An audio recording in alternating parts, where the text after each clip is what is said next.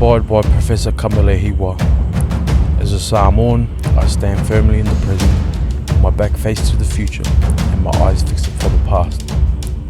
Such a position for me, an eminent one, for the future is always unknown, whereas the past is rich in glory and knowledge of answers to today's dilemmas. Oa'u ole Samoa. I am the offspring of royal warriors, chiefs, kings and queens. Knowing this, I have carved my mouth, tattooed my hands, and prepared my feet to walk forward into the past with the guidance, protection, and mana of my ancestors.